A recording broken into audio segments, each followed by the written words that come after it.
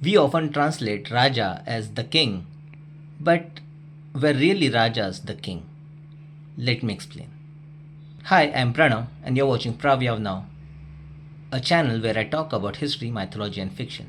So, we often translate Raja as the king, but the title of king in the West is used only for a sovereign king. King Charles, King George, or King William, or something like that. In India, Raja is used by anybody. Even a small zamindar would call himself Raja, and everyone will be calling him a Raja.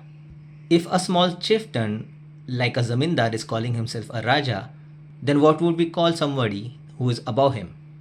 So somebody who is above the Raja becomes Maharaja, and somebody who is above the Maharaja becomes Maharajadhiraja. This is called title inflation, where you inflate your title because the meaning of your title has become something very basic. This kind of title inflation happened with divine rights as well.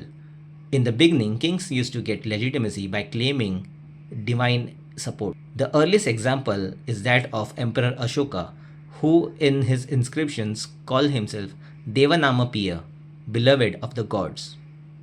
This title inflates later during the Kushan period, where they call themselves son of God.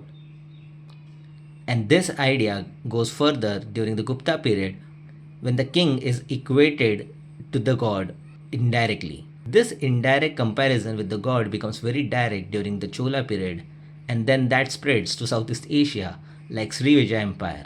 From there, Jayavarman II takes this idea to Cambodia and develops the concept of Devaraja.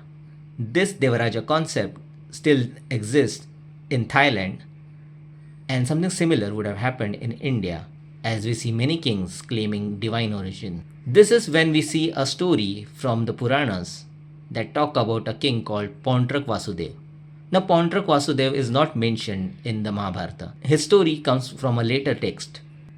So, as per the story, Pauntrak Vasudev is a king of Paundra, a kingdom in present-day Bengal, and he declares himself as an incarnation of Lord Vishnu, and ultimately he gets killed by Krishna.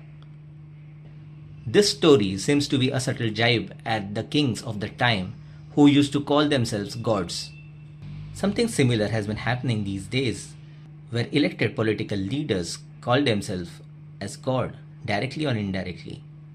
This shows even today politicians suffer from a God complex.